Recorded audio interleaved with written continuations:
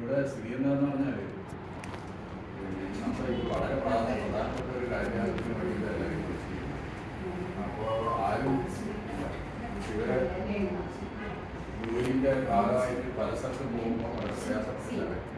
നിങ്ങളെല്ലാവരും കണ്ടത് മാത്രമല്ല മേലെ താഴെ വരുമ്പോൾ പല സ്ഥലത്തും വെക്കാൻ പാടില്ലാത്ത സ്ഥലത്ത് പല സാധനങ്ങളും ഇത് വളരെ മോശമായൊരു സ്ഥിതിയാണ്. ഇവർ എന്തെങ്കിലും എഴുതി കഴിഞ്ഞാൽ നമുക്ക് പിന്നെ ഈ ലൈസൻസ് കിട്ടുന്നത് പോലും പെർമിറ്റ്, അതായത് എല്ലാവർക്കും പിന്നെ നമ്മൾ ഇനിയുള്ള അതിന് പോലും ബുദ്ധിമുട്ടാണ്. അപ്പോൾ നമ്മൾ ഇതുമായിട്ട് സംസാരിച്ചപ്പോൾ ഇപ്പോൾ എന്താ പറഞ്ഞതെന്ന് പറഞ്ഞാൽ തൽക്കാലം ഇന്നൊരു ചെറിയ രീതിയിൽ ഒരു ദിവസം രാത്രി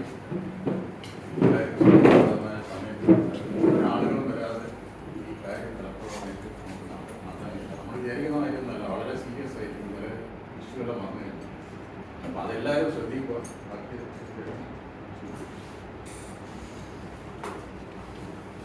എല്ലാവർക്കും നമസ്കാരം. ഇവിടെ എല്ലാവരും മോങ്ങാകുമ്പോൾ ദേഷ്യം പിടിച്ചിട്ട് എന്നോട് ദേഷ്യം വിട്ടിട്ട് കാര്യമില്ല. നമസ്കാരം പറഞ്ഞാൽ പോലും ഇടയ്ക്ക് നമസ്കാരം കേട്ടില്ലായിരുന്നു. നമസ്കാരം ഇല്ലാണ്ട് നമ്മൾ നന്നായിട്ട് പറയാം. എൻ്റെ ഒരു ജില്ലി ശില്പ. അപ്പോൾ സാധാരണ ഞങ്ങളെ സംബന്ധിച്ച് ഇപ്പോൾ ഗവൺമെൻറ്റിൻ്റെ പുതിയ റൂളാണ്. എല്ലാ ബിസിനസ് അസോസിയേഷനും പോയിട്ട്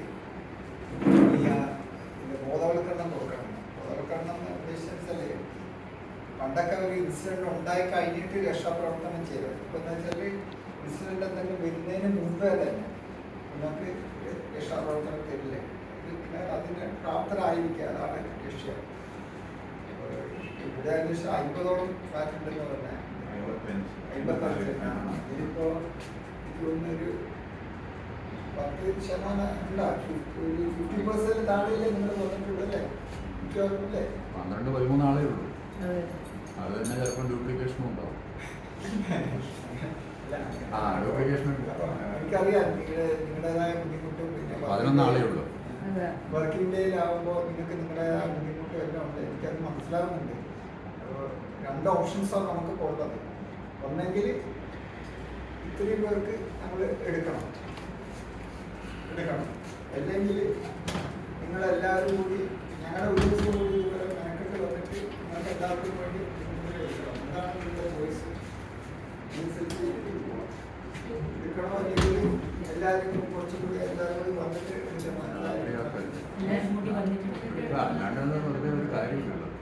അല്ലേ? എല്ലാവരും കൂടി വന്നിട്ട് എടുക്കുന്നതല്ലേ? ഇതിൽ തന്നെ ഇപ്പൊ 2 വീട്ടിൽ നിന്ന് ഡ്യൂട്ടി ചെയ്യുന്നത് നമ്മൾ രണ്ടാളും വരുന്നതാണ്.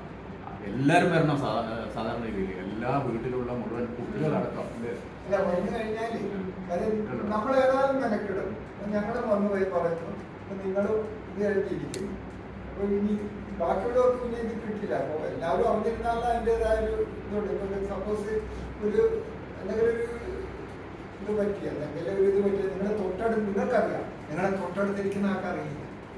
ഇതൊരു പേരുണ്ട്. നിങ്ങൾ അറിഞ്ഞു കഴിഞ്ഞാൽ അവർക്ക് ഉപയോഗമുണ്ട്, പക്ഷെ അവരറിഞ്ഞാലേ നിങ്ങൾക്ക് ഗുണമുണ്ട്. ഞാൻ പറഞ്ഞ മനസ്സിലല്ലേ? കാരണം ഫ്ലാറ്റാണ്, വീടാണെങ്കിൽ നമുക്കത് മനസ്സിലാക്കാം.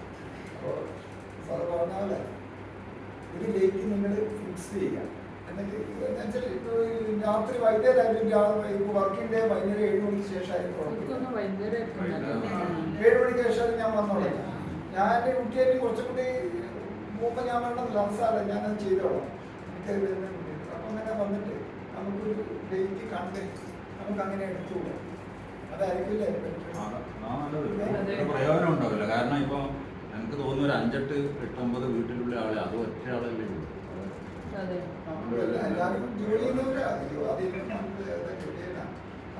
ജോലിയുള്ളതാണ് മാത്രമൊന്നുമല്ല. നിലവിൽ ജോലിയില്ലാണ്ട് വീട്ടിൽ നിൽക്കുന്നവരും പലരും വന്നിട്ടുണ്ട്.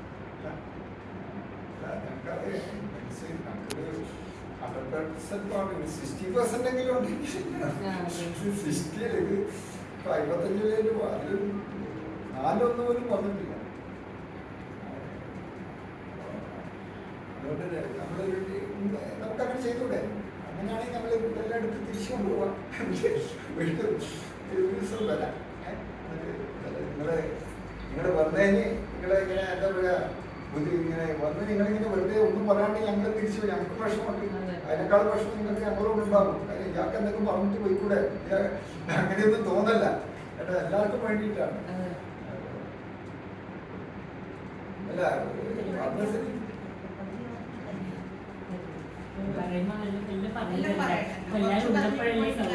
അതെ, ഇനിയിപ്പോ ഞാനിത് പറഞ്ഞു വന്ന് ഇനി ബാക്കിയുള്ള ദിവസം വന്ന് ഇതേ വിലക്കടയിൽ തന്നെയാണ്. അപ്പോ എനിക്ക് എന്റെ കുറെ ജോലി അവിടെ വെച്ചിട്ടാണ് ഞാൻ വന്നത്. ഞാൻ വെറുതെ ഇരിക്കില്ല, എന്റേതായ കുറെ സാറിന് എന്റെ നമ്പർ ഞാൻ കൊടുത്തിട്ടുണ്ട്. എന്റെ നമ്പർ ഞാൻ കൊടുത്തിട്ടുണ്ട്. നെക്സ്റ്റ് മന്ത് ഓഗസ്റ്റ് 15 ശേഷം ഒരു ഡേറ്റ് ഫിക്സ് ചെയ്യും.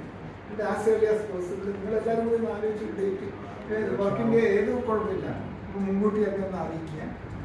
മുൻകൂട്ടി മീൻസ് 15 ശേഷം വെച്ചാണ്. അത് എന്നോട് പറഞ്ഞു തന്നെ ഞാൻ പറയാം. ചെറുപ്പായ ഓണത്തിന്റെ സമയത്ത് എല്ലാവരും ഇവിടെ ഉണ്ടാവും. പോവില്ല, എല്ലാവരും പോവില്ലേ?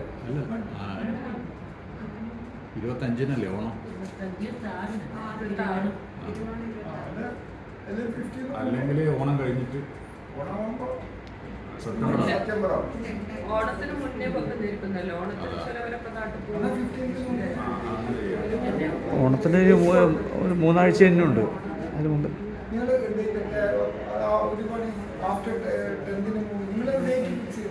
അത് 7 മണിക്ക് ശേഷം ചെയ്താൽ ആഫ്റ്റർ 7. അപ്പോൾ ഇങ്ങനെ നാളെ ഫിക്സ് ചെയ്തിട്ട് അങ്ങനെ 2 ദിവസം മുമ്പ് എന്നോട് പറഞ്ഞിട്ട് കാര്യമില്ല. നമ്മളൊരു ഒരാഴ്ച മുമ്പ് അതെനിക്ക് നോട്ട് ചെയ്ത് കൊല്ലർക്ക് ഇതുപോലെ കൊടുത്തിട്ടുണ്ട്. അപ്പോൾ ടാക്സി നിങ്ങൾ വന്നതിന് ടാക്സി ഞാൻ അങ്ങോട്ട് പറയുന്നത് അല്ല, നിങ്ങളെ വന്നിട്ട് ഒന്നും പറയാണ്ട് എനിക്ക് പോകണേ, എനിക്ക് പ്രശ്നമുണ്ട്. സാറില്ല, ഒരു ഒറ്റ കാര്യം എനിക്ക് പറയാനുള്ളത്, സിമ്പിൾ ഒറ്റ കാര്യമുള്ളത്. നമുക്ക് പറ്റുന്ന വെച്ചാൽ എന്ത് ഇൻസിഡൻ്റ് ആയാലും നമ്മൾ പതറരുത്. നമുക്ക് അറിയുന്ന കാര്യം ചെയ്യും. അത് ഞാൻ പിന്നെ പറഞ്ഞില്ല, പതറായിരിക്കും. നമുക്ക് പറ്റുന്ന കാര്യം നമ്മൾ അറിയുന്ന കാര്യം പോലും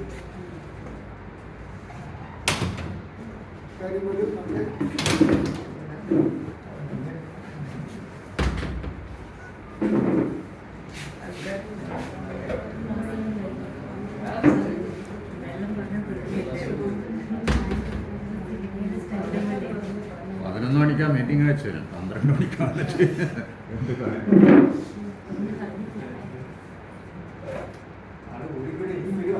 ഇതിന് സാധ്യത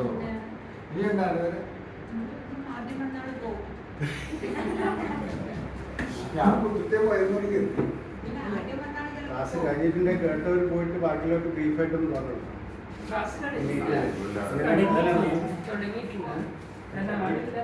മാറ്റി വെക്കാനാ തീരുമാനിച്ചത്. അതായത് നമ്മളൊരു സമയം പറഞ്ഞാൽ ആ സമയത്ത് എല്ലാവരും വരണം. 11 മണിക്ക് പറഞ്ഞേ, ഞങ്ങൾക്ക് 1 മണിക്കൂർ ഇവിടെ ഉണ്ട്. ഓരോരുത്തർ വെച്ചിങ്ങനെ കാത്ത് ഈ നമ്മളെ സംഭവിച്ചോ. നിങ്ങൾ വേറൊരു വശത്തില്ലേ, നിങ്ങൾക്ക് ഒരു ഇൻസിഡന്റ് പറ്റിയില്ല. ഞാനിതുപോലെ വന്നെങ്കിൽ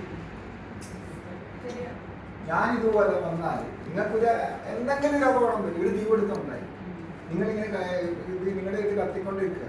അപ്പം ഞാൻ വരിക, നിങ്ങൾ ഈ വന്ന ഇതേ ആറ്റിറ്റ്യൂഡ് ഞങ്ങളുടെ ഡിപ്പാർട്ട്മെന്റിന്റെ അടുത്ത് എന്തായിരിക്കും? ജസ്റ്റ് നിങ്ങളൊന്ന് ഇമാജിൻ ചെയ്യും. അന്നേരം പറയാലോ ഫയർ സർവീസിന്റെ കൊള്ളരുതായ്മയാണ്. അല്ല, കൊള്ളരുതായ്മല്ല, അന്നേരം നമുക്ക് മറ്റുള്ളവർക്ക് പറയാം. അല്ല, ഒരു ആക്സിഡന്റ് ആയി, സപ്പോസ് ഒരു ആക്സിഡന്റ് ആയി, നമ്മൾ ഒരു ആക്സിഡന്റ് നിങ്ങൾ അന്നേരം ആസ് ഏർലി ആസ് പോസിബിൾ നമുക്കൊരു ആവശ്യം വരുമ്പോൾ നമ്മൾ വിചാരിക്കുന്ന റോഡൊന്നും ബ്ലോക്ക് ആകാൻ പാടില്ല, എല്ലാ വണ്ടികളും നല്ല ക്ലിയർ ആയിട്ട് നമുക്ക് പെട്ടെന്ന് നിർത്തണം അല്ലേ? കാരണം നമ്മൾ ആ മനസ്സ് അവിടെ പോവുക. പക്ഷെ അതുപോലെ time each and every person വിലയുണ്ടാവും. ഞങ്ങളെ സംബന്ധിച്ച് ഞങ്ങളത് പഠിച്ചുകൊണ്ട് ഞങ്ങൾ 11 മണി കേരളത്തിലല്ല 11 മണി 11 മണി കൂടെ എത്തി. 2 ഇപ്പോൾ 12 മണി, ഒരു മണിക്കൂടി നമ്മൾ ഉദ്ദേശിക്കാം. എത്രയോ പണി ചെയ്തിട്ടാണ്. അപ്പോൾ സാറേ അടുത്ത വിളിക്കുമ്പോൾ ടൈം ഫിക്സ്ഡ് ആയിരിക്കും. സാറിന് വിളിച്ചാക്കാൻ നിങ്ങളുടെ പേര് അല്ല, എല്ലാവരും ടൈം വിലയുണ്ട്. എല്ലാവരും ടൈമിന് വിലയില്ല, നിങ്ങളുടെ ടൈമിന് വിലയില്ലേ? വിലയില്ല. ഞാൻ നിങ്ങളാരും കുറ്റപ്പെടുത്തുകയല്ല, അങ്ങനെ തോന്നല്ല. എല്ലാവരും ടൈമിന് വിലയുണ്ട്. അപ്പോൾ you respect and take respect. ഇത്രേ എനിക്ക് പറയാനുള്ളൂ പ്ലീസ്. അപ്പോൾ അടുത്ത ഞാൻ വരാം, ഞാൻ തന്നെ രണ്ടാമത് മെനക്കെട്ട് ഞാൻ വരാം. ഞാൻ പറഞ്ഞില്ല, ഞാൻ പോയിട്ട് വരാം. പക്ഷേ ടൈം സാർ എപ്പോൾ വേണമെങ്കിൽ ഞാൻ പറയാം. ഇനി ഡേറ്റ് നിങ്ങൾ നോക്കണ്ട, എപ്പോഴാണെങ്കിൽ ഒരു 7 മണിക്ക് വെച്ചാൽ ഞാൻ 7 മണിക്ക് 7 മണിയാകുമ്പോൾ വരണം. ഷിയാസ് 7 മണി രാത്രി 7 മണി എല്ലാവർക്കും കംഫർട്ടബിൾ ആയിരിക്കില്ല.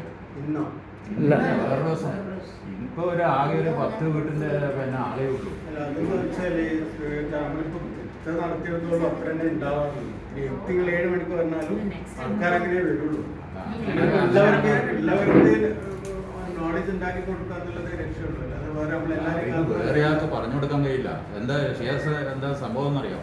ഇപ്പോ പിന്നെ നമ്മള് വിഗ്രഹം പോയി വരുമ്പോൾ എന്ന് പറഞ്ഞാൽ പല സ്ഥലത്തും വേസ്റ്റ് പിന്നെ മറ്റു പല സാധനങ്ങൾ വെക്കാൻ പാടില്ല സ്ഥലത്ത് വെച്ചിരിക്കുന്നു. ഫാസ്റ്റൊന്നും വെക്കാൻ പാടില്ല.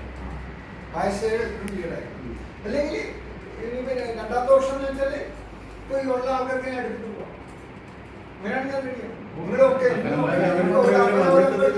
അത് പോയിട്ട് അടുത്ത പ്രാവശ്യം ഇതേ സമയത്ത് ഒരു ഗവൺമെന്റ് സർവീസിലുള്ളവർ അവർക്ക് ഇനി അടുത്ത ക്ലാസ്സിൽ പോകണമെങ്കിൽ അപ്പം വരുന്നയാള് ആ ഒരു കൃത്യസമയം ഒരു 10 മിനിറ്റെങ്കിലും ലേറ്റ് ആയാലും കുഴപ്പമില്ല.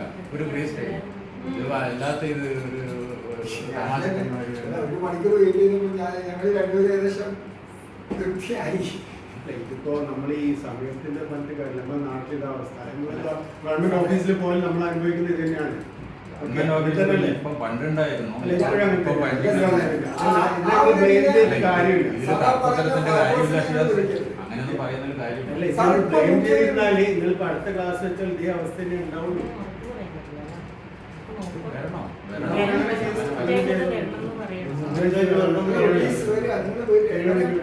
ഞാനിപ്പോ ഇത്രയും 50 25 പേരും കൂടി വന്നിരുന്നു പറഞ്ഞാൽ എനിക്ക് സെയിം ഇട്ടില്ല. പക്ഷെ നിങ്ങളുടെ കാലം ആയിരിക്കുമ്പോ ഈ ബന്ധം നിങ്ങൾ ജനുവനായിട്ട് വരാതിരുന്നവരൊക്കെ ഉണ്ടാവും. അല്ലാതെ എനിക്ക് ആവശ്യമില്ല, എനിക്ക് തന്നെ അറിയാമെന്ന് വെച്ച് ചിന്തിക്കുന്നവരുണ്ട്. ജെനുവനായിട്ട് വരാതിരുന്നവർ ഒരു 3-4 ആളെ അറിയിച്ചിട്ടുണ്ട്. അത് ജെനുവൻ റീസൺ ആണ്. അല്ലാത്തവർ പറഞ്ഞിട്ടില്ല, ഒന്നും ചെയ്തിട്ടില്ല. പിന്നെ കുട്ടികളിൽ നിന്നില്ല ഇവിടെ കുട്ടികളൊക്കെ സ്കൂളിലല്ല കുട്ടി മറ്റേ സെക്ഷൻ ആകുമ്പോൾ 7 മണിയാകുമ്പോൾ കുട്ടികളൊക്കെ ഉണ്ടാവില്ല. കുറെ കുട്ടികളുണ്ടാവും. കുട്ടികൾക്ക് കുറെ കാര്യങ്ങൾ അറിയാം, അവർക്ക് കുറെ കാര്യങ്ങൾ അറിയാം. കുട്ടികളുണ്ടാവില്ല, അത് അവർക്ക് കുറെ ഗുണമുണ്ടാവും. നമ്മളെക്കാളും അവർ ഫീൽ ചെയ്യും. എല്ലാ സ്കൂളിൽ എൻ്റെ ഫ്ലാറ്റിലൊക്കെ കുട്ടികളുണ്ടായിരുന്നു. ചെറിയ പിള്ളേർക്ക് നമ്മളെക്കാളും പെട്ടെന്ന് കാര്യങ്ങൾ അറിയാം. അവർ അറിഞ്ഞിരിക്കേണ്ട കാര്യങ്ങളാണ് പറയാം. നമ്മൾ മാത്രമല്ല, ചെറിയ കുട്ടികൾക്ക് അറിയേണ്ട കുറെ കാര്യങ്ങൾ ഞാനിവിടെ പറയുന്നു. ഈ മേലൊക്കെ വിഷയമല്ലേ, കുട്ടികൾ വന്നു കഴിഞ്ഞാൽ കുട്ടികൾക്കും അത് മനസ്സിലാവും. കുട്ടികളുണ്ടാവില്ലേ? 7 മണിയാകുമ്പോൾ കുട്ടികളുണ്ടാവില്ലേ? അപ്പോൾ ധൈര്യമായിട്ട് കുട്ടികൾക്കും പറഞ്ഞെടുക്കാം. അപ്പൊ നമ്മുടെ മക്കൾക്ക് അറിഞ്ഞില്ലാതെ നിങ്ങൾക്കും കൂടെ ഗുണം ചെയ്യുക. കാര്യം കുട്ടികൾ പല ക്ലാസ് എടുക്കാൻ പോയപ്പോൾ ഈ വലിയ ആൾക്കാളും കൂടുതൽ റെസ്പോണ്ട് ചെയ്യുന്ന കുട്ടികളാണ്. അവർക്ക് കാര്യങ്ങളറിയാം, അവർക്ക് സ്കൂളിൽ കിട്ടുന്നത്. അവർക്കൊന്ന് ജസ്റ്റ് ഇങ്ങനെ ഒന്ന് പോയി കഴിഞ്ഞാൽ അവർ പഠിച്ച കാര്യം അവർക്ക് ഇന്നേ റോങ് എന്ന് സാറേ അത് അങ്ങനെയല്ല, ഇങ്ങനെ പറഞ്ഞുകൂടെ സാറേ, ഇങ്ങനെ ചെയ്തില്ല. പിന്നെ ഇപ്പൊ ഞാൻ ചോദിക്കും ഫയർഫോഴ്സിനെ വിളിക്കുന്ന നമ്പർ ഒരു കുട്ടിയുണ്ട്. ഇപ്പൊ പറഞ്ഞാൽ ഒരു കുട്ടിയുണ്ടെങ്കിൽ കുട്ടി നിങ്ങള് തീരുമാനമെടുത്തോ? നിങ്ങളിപ്പോ ഒരു 3-4 കുട്ടി ആ കുട്ടിക്കറിയാം. അപ്പൊ ഇങ്ങനത്തെ കാര്യങ്ങൾ നമ്മളൊന്ന് കൊടുത്തു കഴിഞ്ഞാൽ കുട്ടികൾക്ക് അത് വേഗം പഠിക്കുന്ന കുട്ടികൾക്ക് അവർക്ക് ഈ CPR ക്ലാസ് അവർക്ക് കിട്ടുന്നുണ്ട്. CPR ഇതെല്ലാം കിട്ടുന്നുണ്ട്. കുഴഞ്ഞൂടെ എന്ത് ചെയ്യണം അതെല്ലാം അവർക്ക് അതുപോലത്തെ കുറെ കാര്യങ്ങൾ അവർക്ക് കിട്ടുന്നുണ്ട്. അവർക്ക് അതിൻ്റെതായ നേട്ടങ്ങളുണ്ട്. ആ കുട്ടിക്ക് അത് പറയാൻ പറ്റുന്നുണ്ട്. ഏതായാലും നിങ്ങൾ ഇത്രയും വന്ന സ്ഥിതിക്ക് ഞാൻ ഒരു കാര്യം പറഞ്ഞിട്ട് ഞാൻ കഴിയില്ല. ഏതായാലും നിങ്ങൾ മനസ്സിട്ടില്ല. ഞാൻ ആ CPR കുറിച്ചൊന്നും വന്നിട്ട് വന്നോട്ടെ. ഓക്കെ അല്ലേ? അത് നമ്മളിപ്പോൾ സാധാരണ കേൾക്കുന്ന ഒരു കാര്യമാണ്. വെറുതെ നിങ്ങളൊന്നും നിരാശപ്പെട്ടു പോകണ്ട.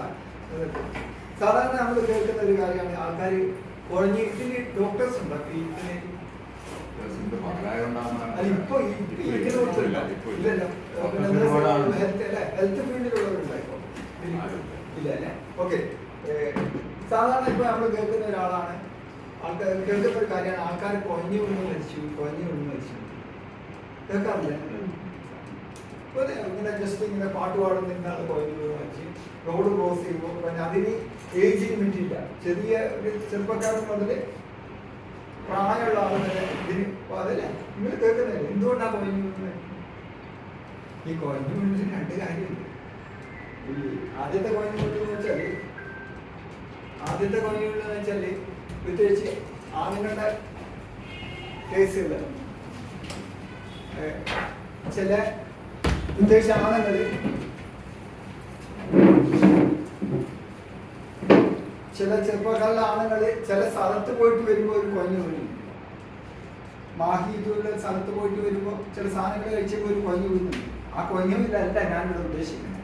ഞാൻ ഉദ്ദേശിക്കുന്ന കൊഞ്ഞെന്ന് വെച്ചാൽ പാട്ടുപാടി ഇതെല്ലാം നമുക്ക് പെട്ടെന്നുള്ള കൊഞ്ഞു വീഴും റോഡ് ബസ്. എന്തുകൊണ്ടാണ് ഒരു വ്യക്തി കൊഞ്ഞു വീഴുന്നത്?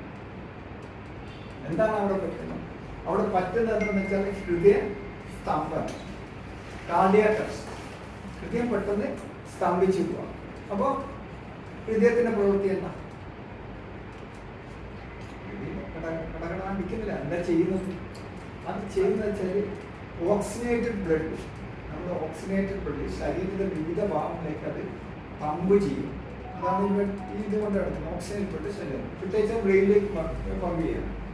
അപ്പോൾ ഹൃദയം കാർഡിയാക് അറസ്റ്റ് അല്ലെ ഒരാള് ഹൃദയസ്തംഭനം സംഭവിച്ചു കഴിഞ്ഞാൽ അല്ലെങ്കിൽ അയാൾ കുഴഞ്ഞു വീണ് കഴിഞ്ഞാൽ ഈ പമ്പിങ് ഉണ്ടല്ലോ 4 മുതൽ 5 മിനിറ്റ് വരെ ഉണ്ടാവും.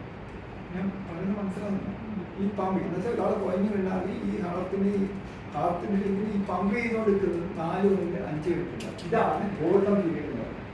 ഈ പീരീഡിന്റെ ഇടയിൽ നമ്മൾ ആ വ്യക്തിക്ക് CPR കൊടുത്താൽ ആ വ്യക്തിയെ തിരിച്ച് നമുക്ക് ജീവനിലേക്ക് കൊണ്ടുവരാൻ പറ്റും.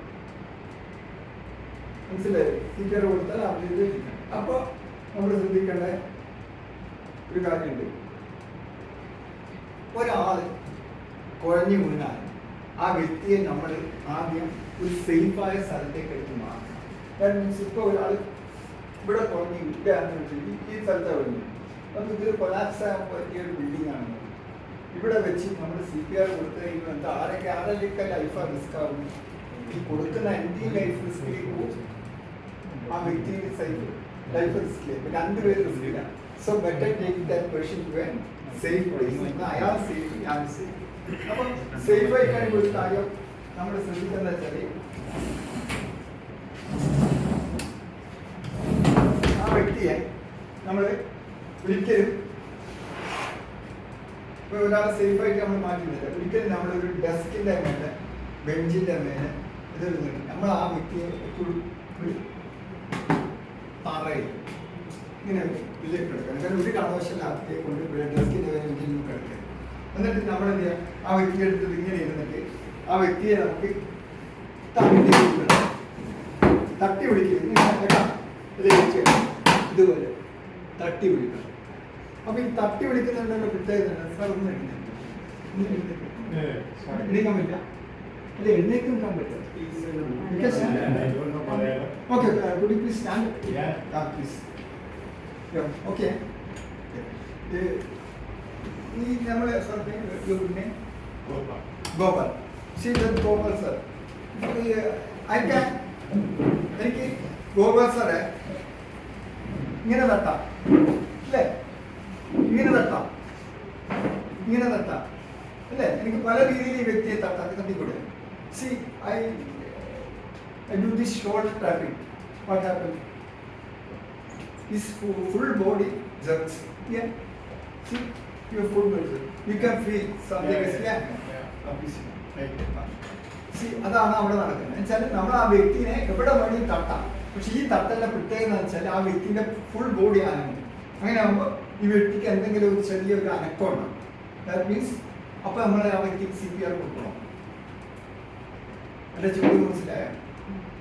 ഞാൻ തട്ടി കഴിയുമ്പോൾ അയാൾ വ്യക്തിക്ക് ഒരു കോൺഷ്യസ് ഉണ്ടായി ഇങ്ങനെ കണ്ടു കൊടുക്കുക എന്തെങ്കിലും ഒരു ഫീലിങ്സ് വന്നു.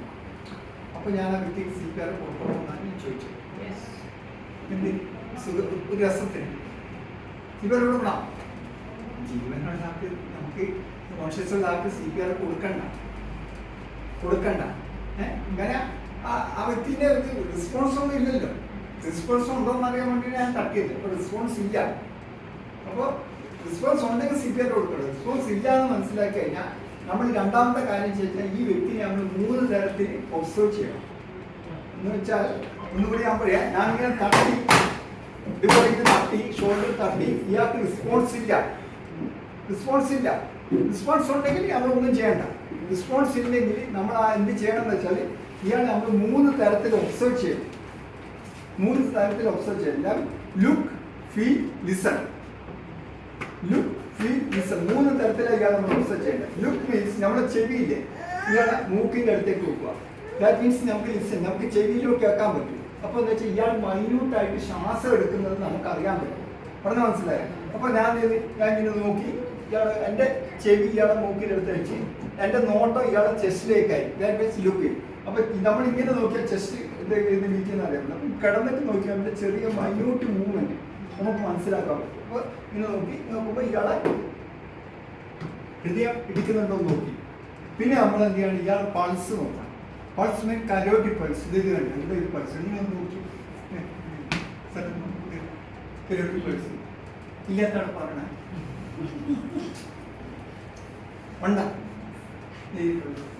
ഉണ്ടല്ലേ? അപ്പൊ ഇയാളെ നമ്മൾ നോക്കും. അപ്പൊ ഇയാളെ നമ്മൾ 3 തരത്തിൽ ഒബ്സർവ് ചെയ്യും. മൂക്ക് ശ്വാസം ഉണ്ടോ നോക്കി, ചെവിയിലേക്ക് ഇങ്ങനെ ശ്വാസം ഉണ്ട്. പിന്നെ നമ്മൾ ചെസ്റ്റ് ബീറ്റ് ചെയ്യുന്നുണ്ടോ നോക്കി, പൾസ്. ഇത് 3 ഇല്ലെന്ന് നമ്മൾ മനസ്സിലായി. ഇനി 3ാമത്തെ സ്റ്റെപ്പ്. ഫസ്റ്റ് സ്റ്റെപ്പ് തട്ടി, 2ാമത്തെ സ്റ്റെപ്പ് ഒബ്സർവ് ചെയ്ത് 3 തരത്തിൽ. ഇനി 3ാമത്തെ സ്റ്റെപ്പ് എന്ന് വെച്ചാൽ call for help. That means ഈ വ്യക്തിയെ നമ്മൾ ഒരു ആംബുലൻസിനെ വിളിക്കാം. Call for help. ഇപ്പം ഞാൻ ഇങ്ങനെ ഒരു സിറ്റുവേഷൻ, ആക്ച്വൽ സിറ്റുവേഷൻ ഇവിടെ നടന്നു, ഇവിടെ ഉണ്ടെന്നില്ല. നിങ്ങൾ ഇത്രയും പേരെ ഇവിടെ ഇരിക്കുന്നു. ഞാൻ പറയാം നിങ്ങളോട്, നിങ്ങൾ ഇത്ര ആളുകളുണ്ട്, ആരെങ്കിലും ഒരു ആംബുലൻസിനെ വിളിക്കും. ഞാൻ നിങ്ങളോട് പറയാം എന്തായിരിക്കും ഇവിടെ നടക്കുന്നത്. എൻ്റെ ചോദ്യം മനസ്സിലായോ? നിങ്ങൾ ഇത്ര ആളോട് ഞാൻ പറയാം ഒരു സിറ്റുവേഷൻ ഒരു ആംബുലൻസിനെ വിളിക്കും. എന്തായിരിക്കും നിങ്ങളുടെ റെസ്പോൺസ്? നിങ്ങൾ എന്താ ചെയ്യുക? പറഞ്ഞു സാധനം തോന്നിയത് ആൾ പറഞ്ഞു.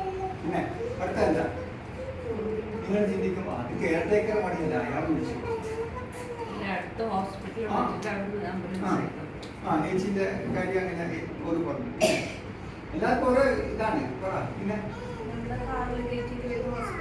അല്ല ആംബുലൻസിനെ ആംബുലൻസിനെ വിളിക്കാൻ പറഞ്ഞാൽ ഇപ്പൊ എന്താ പറ്റിയെന്ന് വെച്ചാല് ആംബുലൻസിനെ വിളിക്കണം. നിങ്ങൾ പല ആളും പല രീതിയിലാണ് ചിന്തിച്ചത്. ആംബുലൻസിനെ വിളിക്കുന്ന വെച്ചാല് പിന്നെ വിളിക്കുക, ആര് വിളിക്കും എന്നുള്ള രീതിയിൽ നിങ്ങൾ ഇങ്ങനെ കൺഫ്യൂഷൻ. സാറുമായിരിക്കും ഇവര് വിളിക്കുന്നു, ഇവരുമായിരിക്കും അവർ വിളിക്കുന്നു, അവരുമായിരിക്കും ഇവര് വിളിക്കുന്നു. ടോട്ടലി കൺഫ്യൂസ്ഡ് ആയി നിങ്ങൾ അല്ലേ? ഞാൻ ആരെങ്കിലും വിളിക്കാൻ പറഞ്ഞാൽ എന്താ പറഞ്ഞാൽ ടോട്ടലി കൺഫ്യൂസ്ഡ് അല്ലേ? ഇപ്പൊ ഞാൻ ഇങ്ങനെ കൈ ഞാൻ ചെയ്തില്ല, ഇങ്ങനെ കൈ കൊണ്ട് ഒരു സിറ്റുവേഷൻ അങ്ങനെ കൈ കൊണ്ട് ഇങ്ങനെ എനിക്ക് പറയാം ഒരു ആംബുലൻസിനെ വിളിക്കാൻ. ഇപ്പൊ എന്താണ്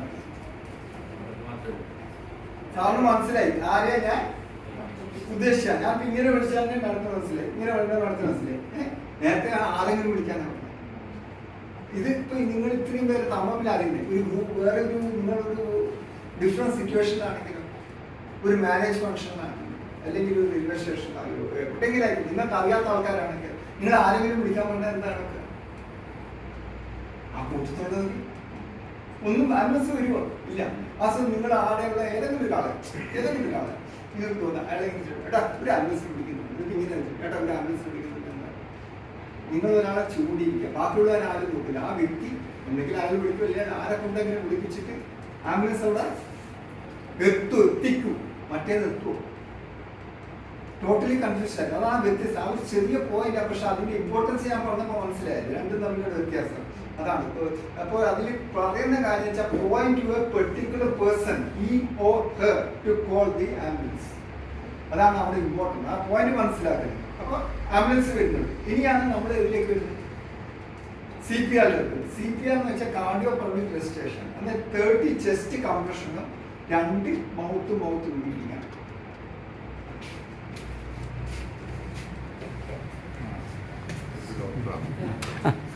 ഡോക്ടർ CPR ആണ്. ഞാൻ തന്നെ ഡോക്ടറെ മുമ്പ് എടുക്കേണ്ടി വരുവാന്ന് വെച്ചാൽ പകുതി പറഞ്ഞ് കണ്ടിന്യൂ ചെയ്തോട്ടെ. അപ്പൊ CPR കാർഡിയോ പൾമണറി റെസിസ്റ്റേഷൻ ആണ്. 30 ചെസ്റ്റ് കംപ്രഷനും 2 മൗത്ത് ബ്രീതിങ് ആണ്. അപ്പൊ ഈ ചെസ്റ്റ് കംപ്രഷൻ എന്ന് വെച്ചാൽ ഒരു വ്യക്തിയെ നമ്മൾ ഇത് മരക്കുന്നത് ഒരു വ്യക്തിയാണ് നമ്മൾ വിചാരിച്ചാൽ ഈ വ്യക്തിയെ കണ്ടല്ലോ. പിന്നെ മൂക്കിലോട്ട് ഒരു വര വരാം, വേണ്ട ഇങ്ങനെ ഒരു വര വെക്കാം. ഈ ഇപ്പോഴും ഇവിടെ നിന്ന് വര, ഇത് രണ്ടും മീറ്റ് ചെയ്യുന്ന പോയിന്റ്. അല്ലെങ്കിൽ നമ്മുടെ എല്ലാവർക്കും ഇവിടെ ഒരു കുഴിയുണ്ട്. എല്ലാവരും നോക്കിയത് ഇവിടെ ഒരു കുഴിയുണ്ട്. ഒരു കുഴിയില്ലേ നോക്കിയാൽ ഉണ്ട്, ഇവിടെയുണ്ട്. അവിടുന്ന് രണ്ട് പേരുണ്ട് ഇങ്ങനെ വെക്കുക. എന്നിട്ട് ഈ പോയിന്റ് കിട്ടും. ഇതാണ് ഈ പോയിന്റ് കിട്ടുക. അത് ഈ പോയിന്റിലേക്ക് എങ്ങനെ വേണമെന്ന് വെച്ചാൽ നമ്മളെല്ലാവരും വലത്തെ കൈ ഇത് ചെയ്യുക. വലത്തെ കൈ ഇങ്ങനെ പൊക്കി ഇത് മറ്റേ കൈ ഇങ്ങനെ വേണ്ട ഈ പോയിന്റിൽ ഈ ഭാഗം ഇതായിരിക്കണം ഇവിടെ വെക്കേണ്ടത്. ഞാൻ പറഞ്ഞ പോയിന്റ് വെക്കുക. ദാറ്റ് മീൻസ് നമ്മൾ അതിന് മുമ്പ് നമ്മൾ ഇങ്ങനെ മുട്ടുകുത്തിയിരിക്കണം, നല്ല സ്ട്രേറ്റ് ആയിരിക്കണം. നമ്മുടെ കൈ ഈ ഞാൻ പറഞ്ഞ ഈ പോയിന്റിലേക്ക് ഇങ്ങനെ എന്നിട്ട് നമ്മുടെ ഷോൾഡർ വളയാൻ പറ്റില്ല. നമ്മൾ വെയിറ്റ് മൊത്തം നമ്മൾ ഇതില്ലേ ഷോൾഡർ വെയിറ്റ് മൊത്തം അത് ഇവിടെ ഇങ്ങനെ കൊടുക്കണം, ഇവിടെ ഇങ്ങനെ കൊടുക്കണം. എന്നിട്ട് ഒരു സെക്കൻഡിൽ 2 അല്ലെങ്കിൽ ഒരു മിനിറ്റിൽ 100 മുതൽ 120 എന്നുള്ള സ്പീഡിലായിരിക്കണം ചെസ്റ്റ് കംപ്രഷൻ കൊടുക്കേണ്ടത്. മനസ്സിലായോ? ചെസ്റ്റ് കംപ്രഷൻ കൊടുക്കേണ്ടത്. അപ്പോൾ ഇങ്ങനെ ഇരിക്കുക, വേണ്ട ഷോൾഡർ മുട്ട് കൈ മടങ്ങരുത്. പിന്നെ ഈ കംപ്രഷൻ കൊടുക്കേണ്ട ഇതുണ്ടല്ലേ താഴ്ന്ന ഇത് ഒന്നെങ്കിൽ 2 ഇഞ്ച് അല്ലെങ്കിൽ 5 സെന്റിമീറ്റർ. ദാറ്റ് മീൻസ് ഇത്രയും ഭാഗം. അല്ലാണ്ട് ഈ പരിപാടിക്ക് ഒരിക്കലും നിങ്ങൾ ഇത്രയും നിങ്ങൾ ചെയ്ത് കഴിഞ്ഞിട്ട് ചെയ്യരുത്. കള്ളത്തരം ചെയ്യരുത്.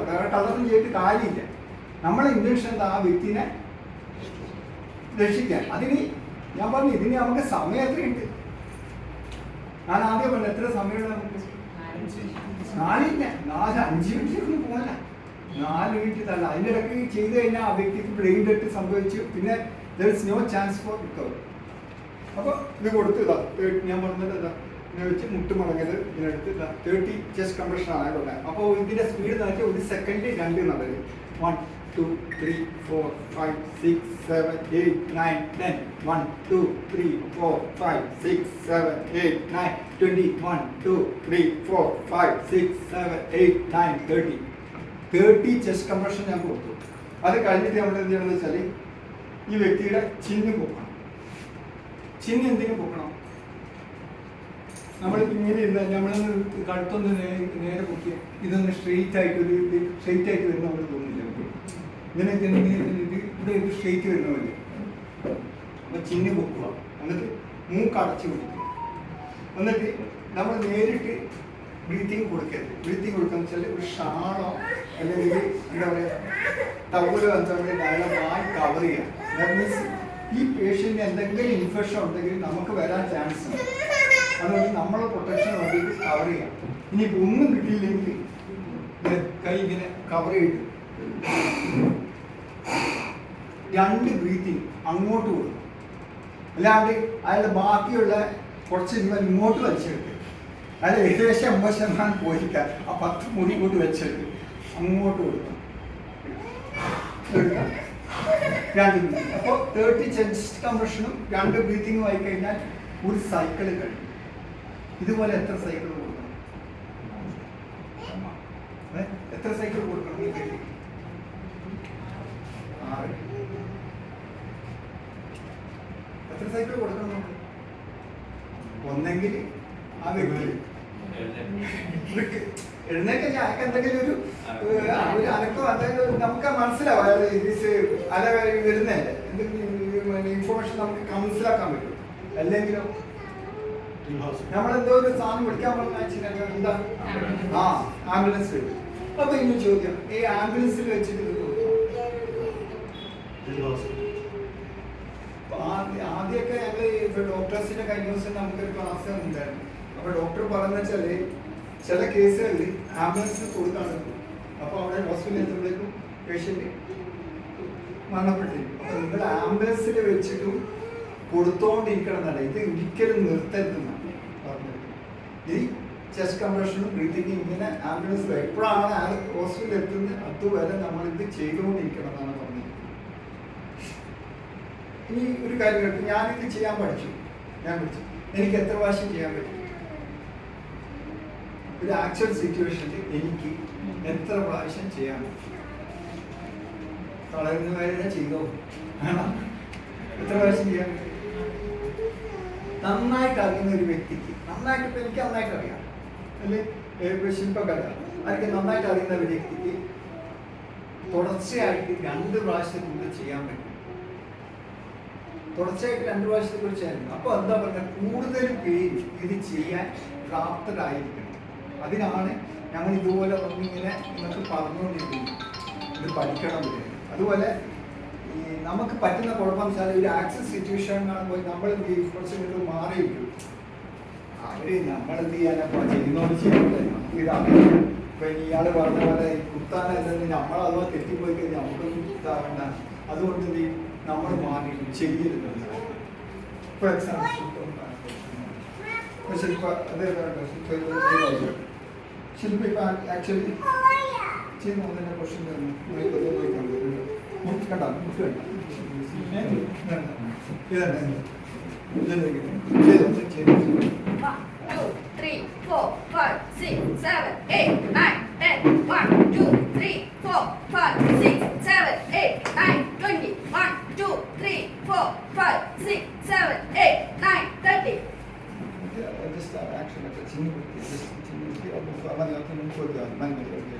കണ്ടോ? അപ്പൊ ശരിക്കും ആക്ഷൻ ഇതുണ്ട്. അപ്പൊ ഇതിന്റെ ഒരു ആക്ഷൻ സിറ്റുവേഷൻ ഇതുപോലെ നിൽക്കുക, ഇത് ഒരു സിറ്റുവേഷൻ ഉണ്ടാകും, ശില്പം ഇങ്ങനെ ചെയ്തുകൊടുക്കുക. ഞാൻ ഇതുപോലെ വരുന്നു, ഞാൻ വന്നിട്ട് ശില്പയുടെ പുറത്ത് ഇങ്ങനെ ഷോൾഡർ ഇങ്ങനെ ടാപ്പ് ചെയ്യും. ഇപ്പൊ എന്തായി, ഇവർക്ക് മനസ്സിലായി അടുത്ത ചെയ്യാൻ വേണ്ടി ഞാൻ റെഡിയാണ്. അല്ലാണ്ട് ഇവർക്ക് അറിയാൻ പാടില്ല. അപ്പോൾ ഇപ്പൊ ചെയ്ത് കഴിഞ്ഞ് എൻ്റെ റോഡിൽ വേറെ ആൾ ഇങ്ങനെ ഒരു അച്ചാറ് വേണ്ടി ചെയ്യാൻ നമ്മൾ ചെയ്യുന്ന പ്രവൃത്തി നമുക്ക് ചെയ്യുന്ന പ്രവൃത്തി നമുക്ക് നന്നായിട്ട് ചെയ്യാൻ പറ്റും. നമ്മൾ ചെയ്യുന്ന പ്രവൃത്തി നമുക്ക് നന്നായി. അപ്പോൾ അതിന് നമുക്കൊരാളെ റിക്കവർ ചെയ്ത് കൊണ്ടുവരാൻ പറ്റും. ഇനി ഇതിൻ്റെ തന്നെ ഒരു കുട്ടിക്കാണെങ്കിലും ഡോക്ടർ ഇതന്നെയല്ലേ, പലരും പല രീതിയാണ് ചോദിച്ചത്. കുട്ടിക്കാണെങ്കിലോ 12 വയസ്സ് താഴെയുള്ള ഒരു കുട്ടിക്കാണെങ്കിൽ 12 വയസ്സ് താഴെയുള്ള ഒരു കുട്ടിക്കാണെങ്കിൽ നമ്മൾ ചെയ്യുന്ന 30:2 തന്നെ. പക്ഷെ നമ്മൾ ഒരു കൈ കൊണ്ട് ചെയ്താണ്, മറ്റേ നമ്മൾ 2 കൈ കൊണ്ട് ചെയ്ത് ഒറ്റ കൈ കൊണ്ട് ചെയ്താൽ മാത്രം.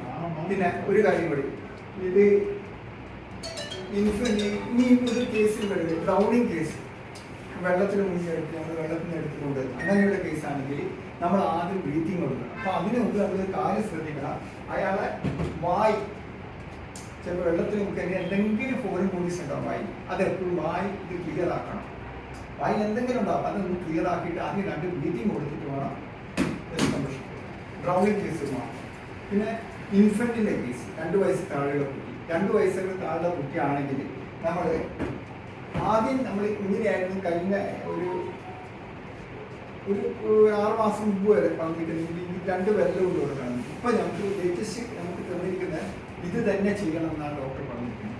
പക്ഷെ ആ പവർ വേണ്ട, ഒരു വലിയ കൊടുക്കുന്ന പവർ വേണ്ട, ചെറിയ കുട്ടിയാണ്. അപ്പൊ അതുകൊണ്ട് ചെറിയ ഇത് പവർ കൊടുത്താണ് കേട്ടോ, അല്ലാണ്ട് വലിയ പവർ കൊടുക്കണ്ടെന്നാണ് പറഞ്ഞിരിക്കുന്നത്. പക്ഷെ 15 ആ കുട്ടികൾക്ക് കൊടുക്കുന്ന 2 ബ്രീത്തിങ് കൊടുക്കും. ആദ്യം ബ്രീത്തിങ് കൊടുക്കണം, എന്നിട്ടാണ് ചെസ്റ്റ് കംപ്രഷൻ ഉണ്ടാവും. കുട്ടികളുടെ കേസിൽ ബ്രീത്തിങ് കൊടുത്ത ശേഷം മാത്രമേ കംപ്രഷൻ കൊടുക്കാവൂ കേട്ടോ, അല്ലെങ്കിൽ ഇത് ചെയ്യും. മനസ്സിലായില്ലേ? പക്ഷെ 15 ആണ് കൊടുക്കാവൂലേ. എന്തെങ്കിലും ഡൗട്ട്സ് ഉണ്ടോ? എന്തെങ്കിലും ഡൗട്ട് ഉണ്ടോ നിങ്ങൾക്ക്? CPR ഒന്നുമില്ലെന്ന് പ്രതീക്ഷിക്കുന്നു അല്ലേ? ഇനി ഒരു ഇത് ഞാൻ ചോദിച്ചോട്ടെ,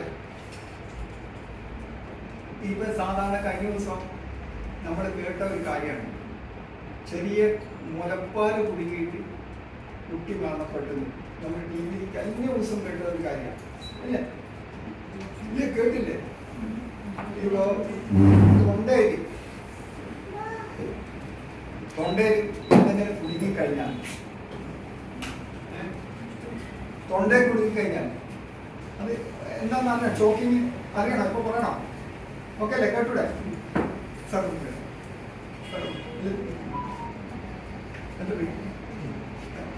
ഇപ്പൊ സാർ ഇത് തൊണ്ടയിൽ എന്തെങ്കിലും കുടുങ്ങിക്കഴിഞ്ഞാൽ ഈ തൊണ്ടയിൽ എന്തുകൊണ്ടാണ് കുടുങ്ങുന്നത്? നിങ്ങൾക്ക് ചുമയൊന്നും വരാറില്ലേ? എന്തുകൊണ്ടാണ് ചുമ വരുന്നത്? ചുമ വരുമ്പോൾ ചുരുക്കി ഇതിന്റെ ശാസ്ത്രീയ വശമെന്ന് പറഞ്ഞാൽ സിമ്പിളായിട്ട് പറഞ്ഞാൽ നമ്മുടെ നാവിന്റെ അറ്റത്ത് രണ്ട് കുഴലുണ്ട്. നാവിന്റെ അറ്റത്ത് രണ്ട് കുഴൽ. ഒന്നെന്ന് വെച്ചാൽ ശ്വാസം എടുക്കുന്നത് അല്ലേ? നമുക്ക് ശ്വാസം എടുക്കുന്നത് വായിക്കൂടെ ശ്വാസം എടുത്തൂടെ? പിന്നെ ഈ വായിക്കൂടെ തന്നെ നമുക്ക് എന്ത് ചെയ്യാം? ഫുഡും കഴിക്കാം അല്ലേ? അപ്പൊ ഫുഡും കഴിക്കാം. അപ്പൊ ഇതിങ്ങനെയാണ്, ഒന്നെങ്കിൽ നമുക്ക് ശ്വാസം എടുക്കാൻ പറ്റും, ഇല്ലെങ്കിലോ ഫുഡ് കഴിക്കാം. രണ്ടും കൂടി ഒന്നിച്ച് നടക്കില്ല. രണ്ടും കൂടി ഒന്നിച്ച് വർത്താനം പറഞ്ഞുകൊണ്ടൊക്കെ അടിക്കാൻ പോയി കഴിഞ്ഞാൽ എന്ത് പറ്റും? എന്താ പറ്റുക? ചെറുങ്ങനൊക്കെ കൊടുക്കും. അപ്പൊ എന്ത് പറ്റും? നമുക്ക് ചുമ വരും അല്ലേ? ചെറിയൊരു പാർട്ടികൾ ചുമ വരത്തില്ലേ? നിങ്ങൾക്ക് നടക്കാത്ത കാര്യം പറഞ്ഞാൽ ചുമയല്ലേ? ചുമ വരും. ഇതൊരു വലിയ പാർട്ടികളാണെങ്കിൽ പ്രത്യേകിച്ച് കത്തുക നമ്മായിട്ട് അന്നേരമാണ് ഇത് അധികം കുടിക്കുക. വലിയൊരു പാർട്ടികൾ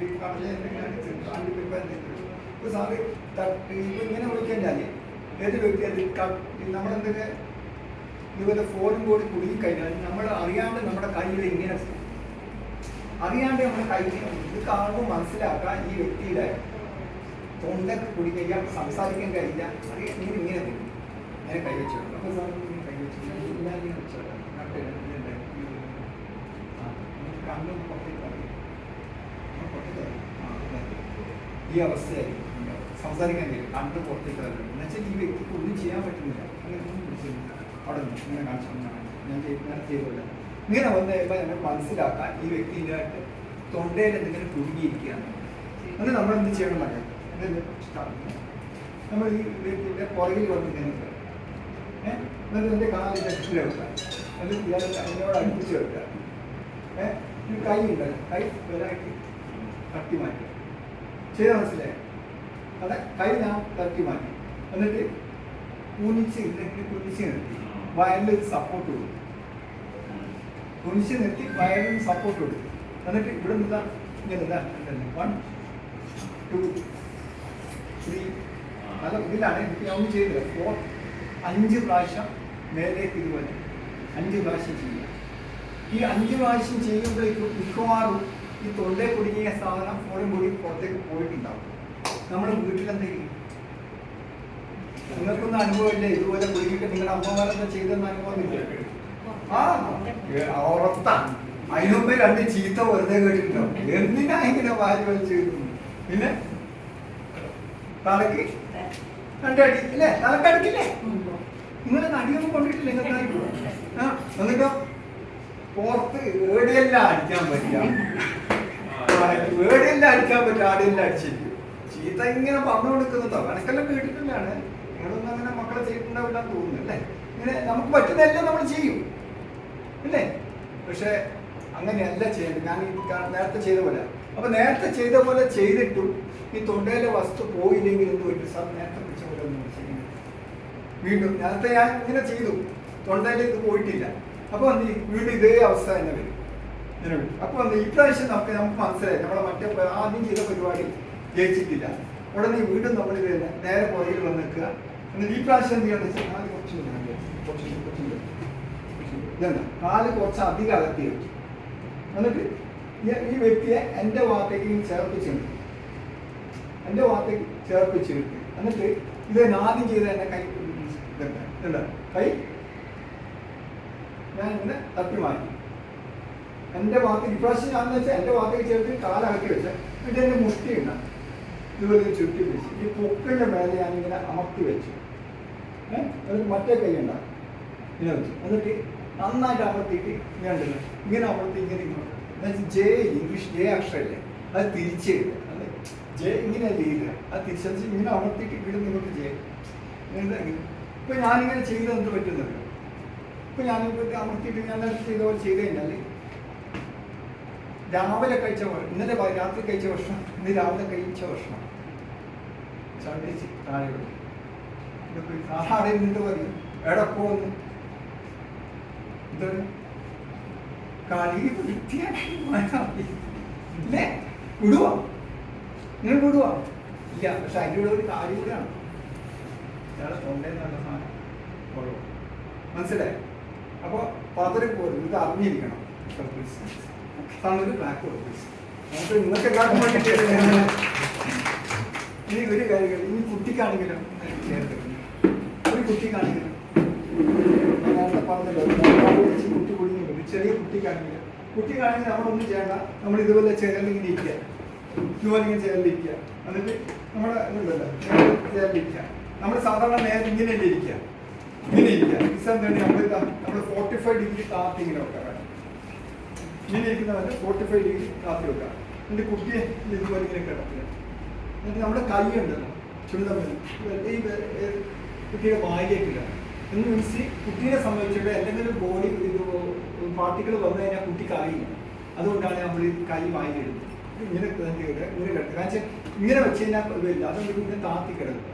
എന്നിട്ട് ഇതല്ല 1 2 3 4 5 അല്ല ആ വലിയ ആൾക്ക് കൊടുത്ത ആ ഒരു ഇതിൽ കൊടുക്കരുത്. 1 2 3 4 5 എന്നിട്ട് തിരിച്ച് കിടത്തിയിട്ട് ഇങ്ങനത്തെ സിപ്പേണ്ട ഇതില്ല രണ്ട് ചെറിയൊരു കമ്മീഷൻ കൊടുക്കും കുട്ടീൻ്റെ കൊടുക്കും. പക്ഷെ ഇത് ചെയ്യണം. കുടി കഴിഞ്ഞാൽ കുട്ടിക്ക് അധികം നിൽക്കാൻ പറ്റില്ല. ഓക്കെ, സംശയമുണ്ടോ ഡോക്ടറെ? ഇതുവരെ ആഡ് ചെയ്ത് എന്തെങ്കിലും പറയാനുണ്ടോ? എനിക്ക് ഡോക്ടറോട് എനിക്ക് സത്യം പാടില്ല. നമുക്ക് കുട്ടികളുടെ കാര്യത്തിൽ നമ്മള് ഹാൻഡിൽ ചെയ്യുമ്പോൾ കുറച്ച് കെയർഫുൾ ആവാം. നമ്മൾ ഈ പറയുന്ന തിയറി എല്ലാം പ്രാക്ടിക്കൽ എല്ലാം ശരിയാണ്. പക്ഷെ പ്രാക്ടിക്കലി വരുമ്പോൾ റിബ് പെട്ടെന്ന് ഫ്രാക്ചർ ആവും. അപ്പൊ എമർജൻസി ആണെങ്കിലും ജസ്റ്റ് അറ്റ്ലീസ്റ്റ് തിരിച്ച് കടത്തിയിട്ട് ജസ്റ്റ് ബാക്കിൽ നിന്ന് വിടുന്നത് അതെങ്കിലും കൊടുക്കാൻ അറിയുന്നതാണ്. അല്ല നമ്മൾ ഒരുപാട് കോഴ്സൊക്കെ കൊടുത്ത് ബുദ്ധിമുട്ടിച്ച്. പിന്നെ ഇതിൽ ഒരു കാര്യം കൂടി നിങ്ങൾ എപ്പോഴും ശ്രദ്ധിക്കേണ്ടതെന്ന് വെച്ചാൽ, നമുക്ക് ഞാനിപ്പോൾ പറഞ്ഞു ചെസ്റ്റ് കംപ്രഷൻ കൊടുക്കുന്നതൊന്നുമില്ല, ഇങ്ങനെ കൊടുക്കുന്നില്ല. നിങ്ങൾക്ക് പൊതുവെ ഒരു സംശയം നിങ്ങൾ ചോദിച്ചില്ല, എന്നാലും ഞാൻ പറയാം. ഇങ്ങനെ ചെയ്യുമ്പോൾ ഈ ബുക്സ് ഇവിടെ പൊട്ടാൻ ചാൻസ് ഉണ്ട്. ഒരാദ്യം ചോദിച്ചു നമ്മൾ ആ കംപ്രഷൻ ഇങ്ങനെ ചെയ്യല്ലേ, പൊട്ടില്ലേ?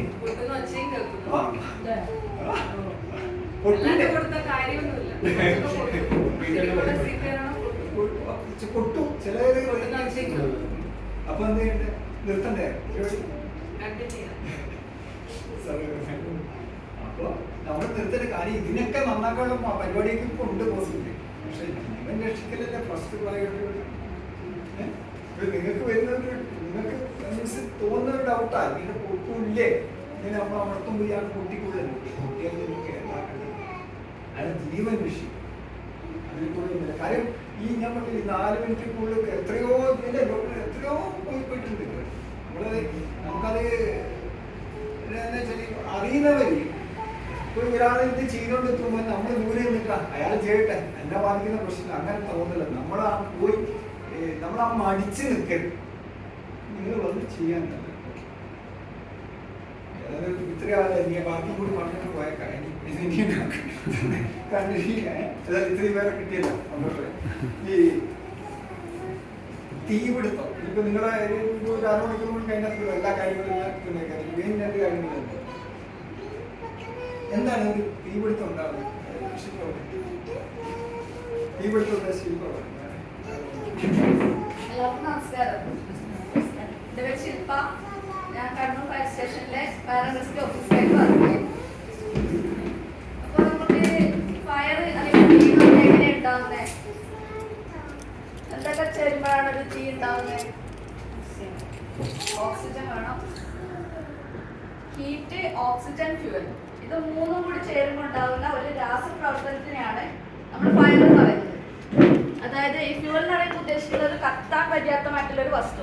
അതിപ്പോൾ എന്തും ആവാം, ഈ ചെയറാവാം, പ്ലാസ്റ്റിക് എന്തും ആവാം, കടലാസ് ആവാം, തടി, തുണി എന്തും ആവാം.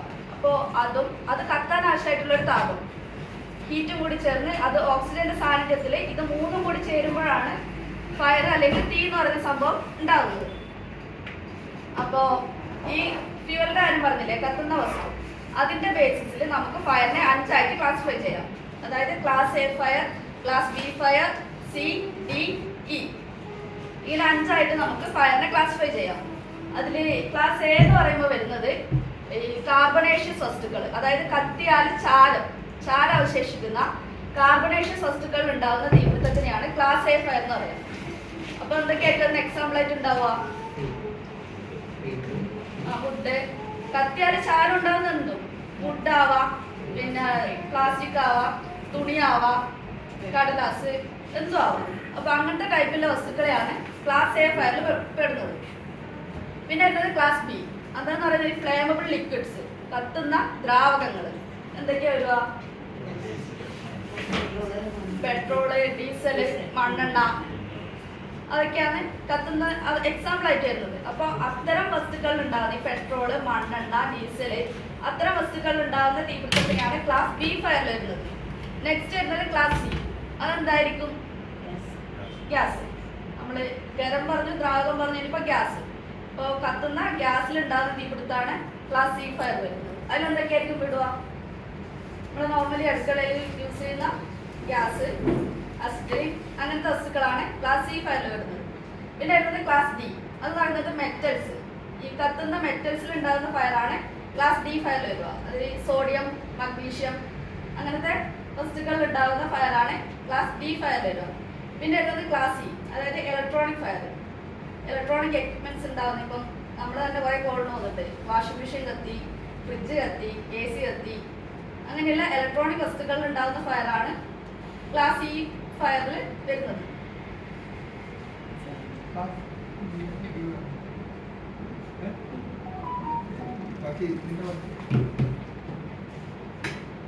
ഫയർ എങ്ങനെ ഉണ്ടാവുന്ന ശില്പം ഓർന്നില്ലേ? ഫയർ ഉണ്ടായപ്പോഴല്ല നമ്മുടെ പണി എന്താ? നമ്മുടെ പണി എന്താ?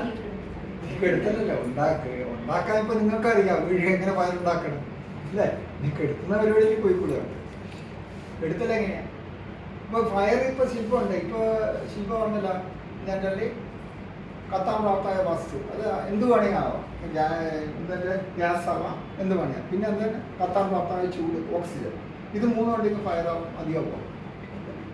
ഞാൻ പറഞ്ഞുതരാം. ഇത് കുറച്ച് ഒരു 5-6 മാസം മുമ്പേ തളിപ്പറമ്പിൽ ഒരു തീപിടുത്തം ഉണ്ടായ നിങ്ങൾ ഓർക്കുന്നുണ്ട്. കുറേ പീടികകൾ ഒക്കെ 10-60 പുറത്ത് ടൗണിൽ തന്നെ തീപിടുത്തം ഭയങ്കര വാർത്തയാണ്. അവിടെ എന്താ പറ്റിയ ആക്ച്വലി? Yes, short circuit. എന്ന് വെച്ചാൽ അവിടെ ഉള്ള ഒരു കടയിൽ ഒരു ചെറിയൊരു തീപിടുത്തം ഉണ്ടായി. ആ കടയിൽ ഈ സാധനമുണ്ട്, ഫയർ എക്സ്റ്റിംഗ്വിഷർ. പക്ഷേ അവിടെയുള്ള സ്റ്റാഫിന് ഇത് ഉപയോഗിക്കാൻ.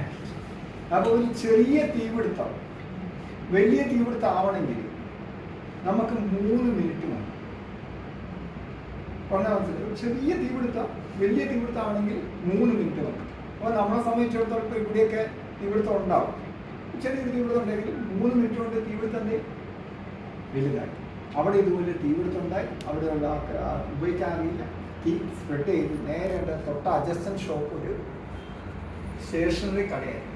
സ്റ്റേഷനറി കട സ്വാഭാവികമായിട്ട് കുറേ പേപ്പർ ഉണ്ടാവും, അതുപോലെ ഐറ്റംസ് കത്താൻ പറ്റുന്ന വസ്തുക്കളുണ്ടാവും. ഇതിന് തീ പിടിച്ചു. ഈ കട കവർ ചെയ്യാൻ വേണ്ടിയിട്ട് നമ്മളൊരു പച്ച ഷെയ്ഡ് കൊടുക്കില്ലേ, വെയിൽ കൊള്ളാണ്ടിരിക്കാൻ പറ്റുന്ന ഒരു തുണിയല്ല, ഒരു പ്ലാസ്റ്റിക്കിന് മുമ്പ് കാണാനുണ്ട്. ഇങ്ങനെ വെയിൽ കൊള്ളാണ്ടിരിക്കുന്ന കവർ ചെയ്തിരിക്കുന്ന പച്ച, ഇതുപോലെ ഒരു ഇതുണ്ടായിരുന്നു. അതിന് തീ പിടിച്ചു. പിന്നെ തീ അങ്ങോട്ട് നിമിഷം കൊണ്ട് സ്പ്രെഡായി 60 കടകളാണ്. 60 കട. അപ്പോൾ എന്തുകൊണ്ടാ പറ്റി? അവിടെയുള്ള ഒരാൾക്ക് ഇത് ഉപയോഗിക്കാൻ അറിയുമെങ്കിൽ കിട്ടും. ഇപ്പം ഇതിലൊക്കെ വരാം. ഇനിയിപ്പം നിങ്ങളുടെ ഇവിടുത്തെ അവസ്ഥയിൽ എന്താണെന്ന് വെച്ചാൽ നമുക്ക് ഇവിടത്തേക്ക് വരാം. ഇവിടെ ഇപ്പം നിങ്ങൾ ഗ്യാസ് നിങ്ങൾ ഉപയോഗിക്കുന്നില്ലേ? സാറേ ഗ്യാസ് സിലിണ്ടർ ഞാൻ എടുത്ത് വെച്ചാൽ സിലിണ്ടർ ഞാൻ പറഞ്ഞിട്ടുണ്ടായിരുന്നു, എടുത്ത് വെച്ചിനാ.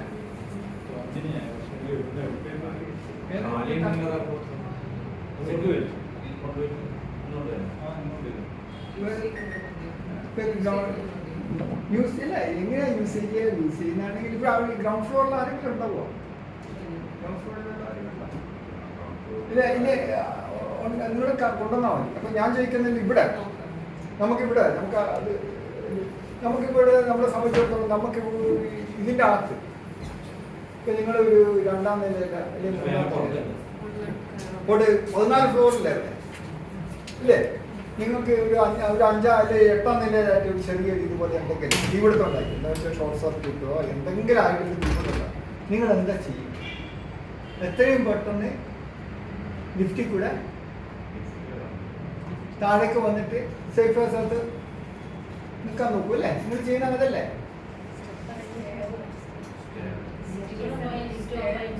എന്ന് വെച്ചാൽ എന്നോട് നിങ്ങൾ പറയുന്ന വെച്ചാൽ തീപിടുത്തം ഉണ്ടായി കഴിഞ്ഞാൽ നിങ്ങൾ സ്റ്റെയർ ഇറങ്ങി വന്ന് താഴേക്ക് വരുന്നല്ലേ നിങ്ങളിപ്പോൾ എന്നോട് പറയാൻ പോയി. ചെയ്യുവോ?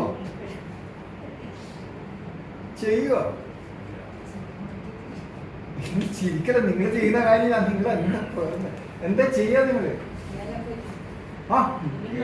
ഒന്നെങ്കിൽ മേലെ പോകും അല്ലെങ്കിൽ താഴെ വരും. പക്ഷെ എങ്ങനെ പോകുന്നതാണ് നമ്മുടെ പ്രശ്നം. സ്റ്റെപ്പ് കയറിയിട്ട് പോകണം. അപ്പൊ സ്റ്റെപ്പ് എന്ന് പറഞ്ഞാൽ 2 സ്റ്റെപ്പ് ഉണ്ട്. നിങ്ങൾ ഇവിടെ നിങ്ങൾക്ക് 2 സ്റ്റെപ്പ് ഉണ്ട്. ഏത് ഫ്ലാറ്റിൽ നോക്കിയാലും 2. ഒന്നെന്ന് വെച്ചാൽ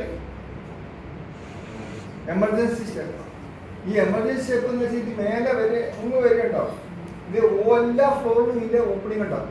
പല സ്ഥലത്തും കാണുന്ന, പ്രത്യേകിച്ച് ഹോസ്പിറ്റലിൽ കാണുന്ന വെച്ചാൽ ഇത് ഉപയോഗിക്കില്ല. ലിഫ്റ്റ് 2 ഉണ്ടാവും. ഇതിന്റെ അകത്തോ ഈ വഴിയിൽ മൊത്തം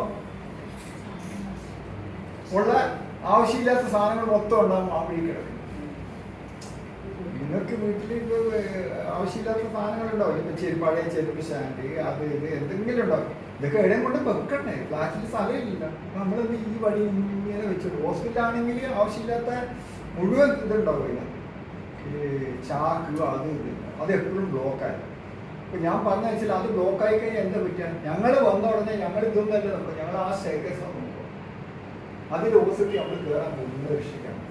അപ്പോൾ തീപിടുത്തം ഉണ്ടായിക്കഴിഞ്ഞാൽ നമ്മൾ ശ്രദ്ധിക്കേണ്ട ഒറ്റ കാര്യമുണ്ട്.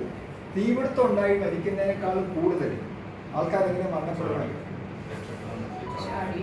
ചാടി അല്ലെങ്കിൽ ശ്വസിച്ച്. ഇത് ശ്വസിച്ചാണ് മറ്റേ ഇതിൻ്റെ ഒരു സ്മോക്ക് ഇതുകൊണ്ടാണ് ആൾക്കാർ മരണപ്പെടുന്നത്. അത് എപ്പോഴും ശ്രദ്ധിക്കണം. തീപിടുത്തക്കാളും ഇത്. പിന്നെ തീപിടുത്തം ഉണ്ടാവുന്നതിന് ഒരു പ്രത്യേക കാര്യം വെച്ചാൽ നമ്മൾ അശ്രദ്ധയാണ്. ഞാൻ അശ്രദ്ധേൻ്റെ വേറൊരു കാര്യം പറയാം. ഞാൻ പറയുമ്പോൾ നിങ്ങൾക്ക് ശരിയാണ്.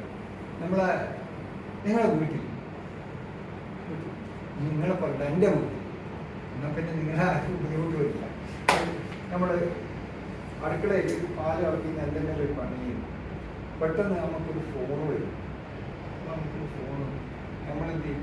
വീട്ടിൽ എന്തേ നമ്മൾ ഫോണും കൊണ്ടങ്ങോട്ട് പോയേ ഈ കാര്യം നമ്മൾ മാറും. തിരിച്ചു വരുമ്പോൾ നമുക്ക് ആ പാത്രം എങ്ങനെയായിരിക്കും? നിങ്ങൾക്ക് എങ്ങനെയൊക്കെ പറ്റിയിട്ടുണ്ടാ? എങ്ങനെയൊക്കെ നല്ല കരിഞ്ഞ് അല്ലെ? കരിഞ്ഞ് ഇത് പറ്റാത്ത ഒരാൾ പോലും ഉണ്ടാവില്ല ജീവിതത്തിൽ അല്ലേ? പറ്റില്ല. എല്ലാവർക്കും പറ്റിയിട്ടില്ല.